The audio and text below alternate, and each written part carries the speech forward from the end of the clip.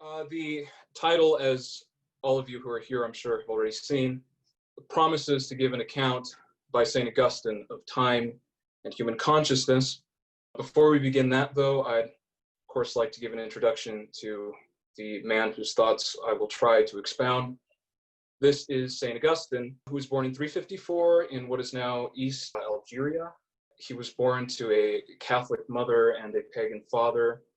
Eventually, as is famously recounted in his autobiography called The Confessions, he converted to Christianity, the religion of his mother, when he was about 32 years old. From there, he became a bishop, and now he is a canonized saint in the Catholic Church. In intellectual circles, he is known as pretty much influencing everything that came after him in Western thought. Much of what we have to say about, I suppose, not only time, but also the nature of being, much to do with metaphysics, much to do with epistemology, and many things also on sexual ethics have come from him. So we do owe much to his thinking, even though, for example, his most famous work, The Confessions, was published over 1,600 years ago. So in our talk for today, I will be focusing on only one part of one chapter, or rather a set of chapters in one book of what is perhaps his most acclaimed work, as I already mentioned, The Confessions.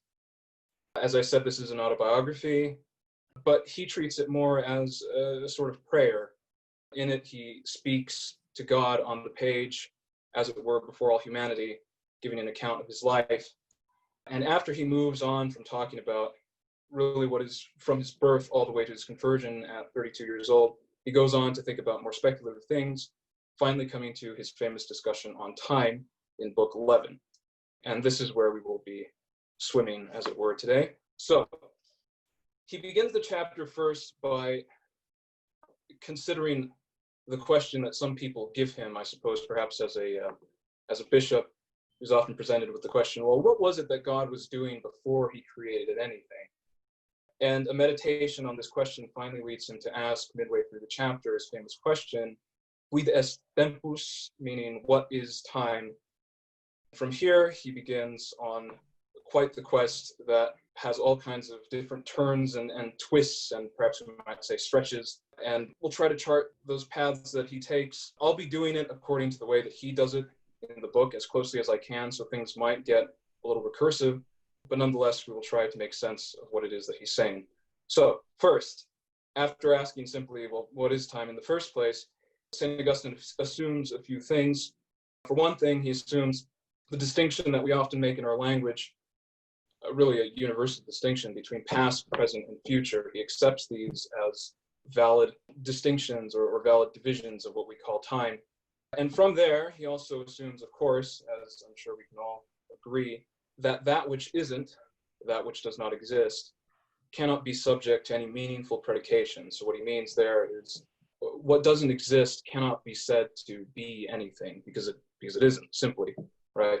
So if we say that a certain type of food, a certain steak doesn't exist, we cannot say of it, it is delicious, or it is this color, or it is this size, because it doesn't exist to begin with. Therefore, we can't predicate anything meaningfully of it.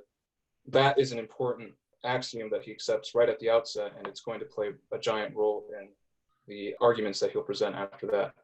Okay, so after accepting past, present, and future, and the axiom which I've just given, he moves on to consider whether or not any of these tenses actually exist. So first, he moves to the past and wonders if the past exists. Well, in order to really consider if the past exists, and really in order to consider if the present or the future exists, we have to say what it is, that is, what events we say are in the past or what events we say are in the future, right?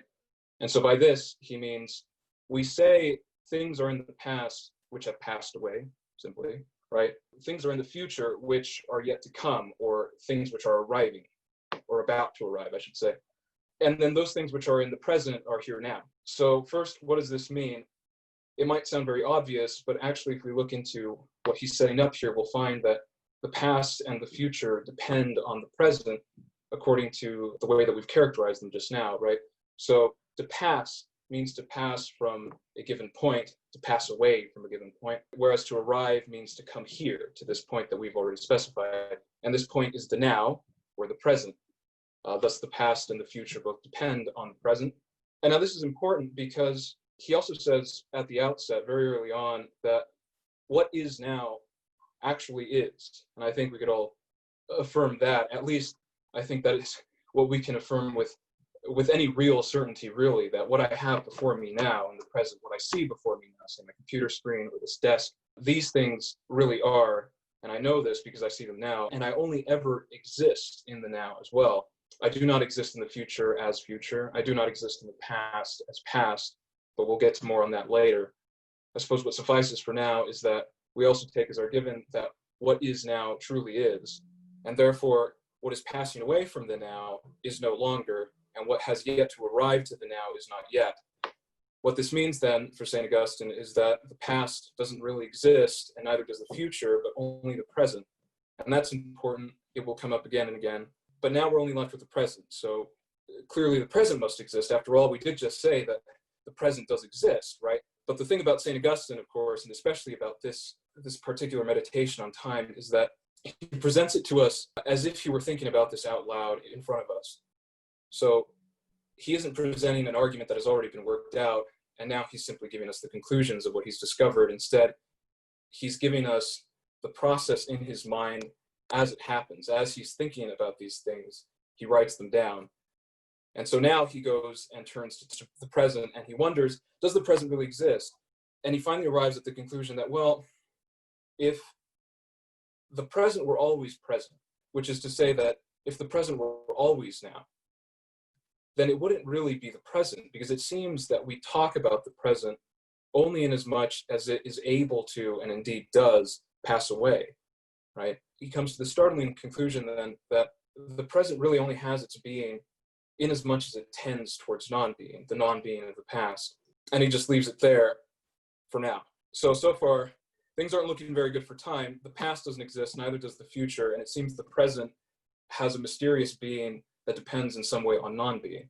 Now he moves on to the question of, well, now how is it that we say that times are long or short? And it seems we only say this of the past or the future, right? We say that something was long away in the past, or far away in the past, say, or something is far ahead in the future, or it's a long time in the future, or that this certain thing that happened in the past happened for a long time, or it took a long time to do this, or that something that is about to happen, something that's still in the future, will take a long time. But we never really say this of the present, right? We don't use long or short of anything that is happening now. It seems we only do this in retrospect or in expectation. And so he wonders, well, if we've already determined that the past and the future don't exist, then how is it that we can say that they are long or short? What does it mean then to say that we can measure time at all? And this brings him into the next phase of this meditation in Book 11 of his Confessions. First, he says, well, since we've already determined that past and future don't exist, let's at least look at the present, because at least the present has some kind of a being. We've already determined that. So we say, for example, that 100 years is a long time, okay? But is this really the case? What does it mean to say that? Well, 100 years is a succession of 100 individual years, right? Does 100 years ever really exist in the present? Well, now let's look at that. So it would seem then that first, in order for 100 years to begin, we must be first in the first year of this 100-year period, right? After this first year passes away, then we move into the second year, and so on until we've completed the 100 years. But in each one of those years is present, but the ones that come before it and the ones that must come after it are still in the past or in the future, respectively, and we've already determined that these don't exist. Thus, the only thing that exists right now is this present year. And so it's never the case then that all 100 years exist now. But then we can look into this further and divide the year into months, and then the months into weeks, the weeks into days, and then the days dwindle into hours, the hours into minutes, minutes to seconds, until finally we're left wondering whether a single second can exist in the present at all. And finally, what we must say, along with St. Augustine, is if there's any unit of time that can be subdivided, even the seconds, say, we can talk about milliseconds, we do that all the time, then there will always be the problem of succession, which is to say that the now is now, but this will pass away, and what comes after what was now will now become now, and then pass away too, such that no, say, batch of time, 100 years, 2 months, 2 weeks, 2 seconds even, can ever exist right now in the present. And yet, it's according to these numerical values, 100 years, 2 days, 5 weeks, that we say that a certain period of time is long or short. But it can't exist in the present either, and the past and the future don't exist, and yet we still measure time. So at this point, things might start seeming really confusing, and indeed St. Augustine himself is also perplexed. Many times he does cry out in these rhetorical flourishes in this book, begging to be given the light to see the answer to this question. So leaving that aside, he continues on, and he wonders, well, where then are what we call the past and the future? We say that we measure time, right? And we're not going to completely abandon our language just because of some kind of meditation that we've been doing just now. I think we can say that there really is some kind of an extension that we're measuring, but what is it? Where? So this now causes him to ask where. Okay, perhaps we can locate time then, and then maybe then we can see if it has real extension. So where is the past? Where is what we call the future? And what he finally comes to is, he says, well, again, since we can't go around the problem that the past no longer exists and the future does not yet exist, but the present at least does in some way, even though it doesn't occupy any space, it seems, nonetheless, it seems to us the most real thing there is. And now, when we think about the past, because we often do, or we expect the future, and there, in that remembering or in that expectation, we say of a certain time it was long or it will be long, and then perhaps what we can say is that we only know the past and the future right now in the present. And in the present, we know the past as memory, and in the present, we know the future as expectation. But now think about that. Memory and expectation, what are these? Where are these? These are in the mind, are they not? Or in the soul?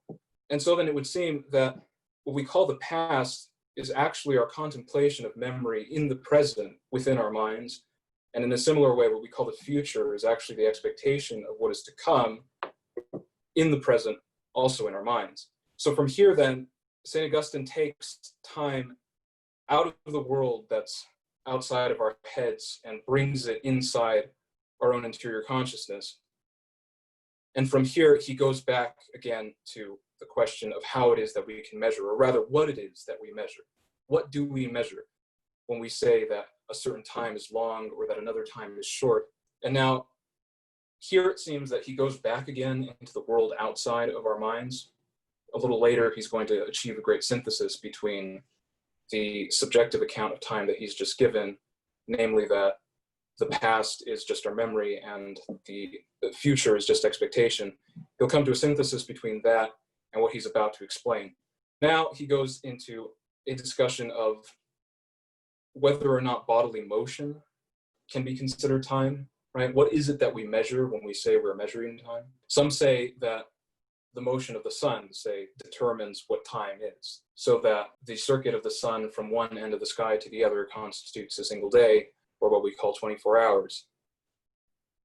And yet, wouldn't it be the case that if somehow the sun were to move really quickly from one end of the sky to the other, so that what we call a day would seem to us to last only a few minutes, wouldn't we say that the day went by really quickly, as if that were something odd?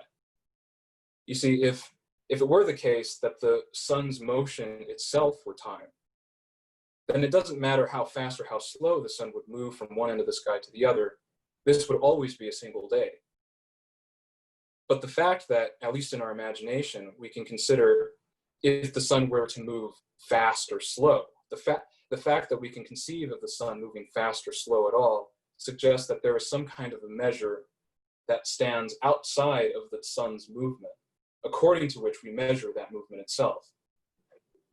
Okay, so then it seems that bodily motion, and this applies not just to the sun or to any other celestial body, but any kind of body that moves, these motions cannot be time. Time is something other. It's something according to which we measure those motions. Very well then. And yet we say that a certain body moves in half the time as another. Half the time. it moves in half the time, or it moves in a longer time, or it moves in twice the time. Well, whenever we say things like this, half the time or twice the time, what we're doing is we're predicating certain lengths of time as if we're measuring time itself. But what does that mean? And so now we're back at the question again of, can we measure time itself at all? And what does that mean anyway? And now here is where St. Augustine brings the notion of time back into our minds. So recalling that the past is in our memory and that the future is in our expectation, St. Augustine then comes back to the question of the present. What really is the present? The present occupies no space, remember that. So now let's take an example. Let's say that we're about to recite a poem that we know.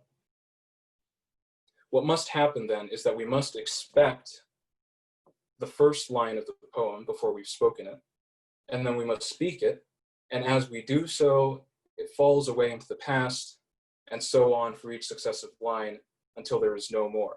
And now what this means is that as the future, which really is just our expectation of what is to come, diminishes, so the past, which is our memory of what already was, increases. And this happens over the no space of the present. And the faculty by which we achieve this, he calls the attention. And so it is then that by applying the attention to this poem and then speaking out the poem, we, as it were, pull the poem as if pulling on a string, a loose string on our sweater, say, from the future, pulling it into the past. And as the future diminishes, the past extends. But now that's just for one thing. That's just for one poem. We perceive time as unfolding continuously, not just according to things that we say or things that we think, but anything that we perceive. And so time is continuous, which means then that we are always in the act of this attention, bringing things from expectation back into memory. And so then it is those two faculties of our soul, the expectation and the memory, that are always operative simultaneously, such that we're always stretching out toward what is to come and then stretching back toward what was before, and bringing these two into the present so that we can make sense of what is going on around us. In fact, the only reason why we're able to understand a sentence at all, the cat sat on the mat, say, is because we can remember that the cat, or rather the word or the sound cat, came before mat and so on, and then reconstruct that again in our memory. And so then it seems that really we only ever exist, or we only ever really move, as it were, in the realms of memory and expectation. And this is the conclusion to which Augustine arrives. And finally, as to the question of the extension of time, or what it is that we measure when we measure time, he says, it is this very stretching, the stretching toward the future, or the stretching back into the past. It is a long memory, or a long expectation, as it were. And that is what we measure when we say this certain time is long, or this certain time is past. We're never really measuring the events as they occur before our senses, because as we've already determined, the present occupies no space. And so we're only ever really aware of anything that has already happened, or before it happens, as we expect it to happen. And it's this stretching, which he calls distentio, a Latin word that he coined, which translates into our English as distension. And what this means, if we break it apart, dis, apart, and then tensio, meaning to stretch. So literally to stretch apart. And so it is that our mind itself is being stretched apart, as those two faculties, the expectation and the memory, are operative at the same time, stretching, as it were, in different directions to try and make sense of what is happening around us. And it's this stretching apart, he says, that really defines our human existence, the way that we live, at least on this earth, for the entirety of our lives, because time is continuous and so is our perception. We're always stretching into the future with our expectation and back into the past in our memory. And because the present occupies no time, but rather is more like a power or a faculty that is operative always, continuously, the attention, then it is the case that we can only ever contemplate what has come before or what we expect to come in the future in our imagination or our mind,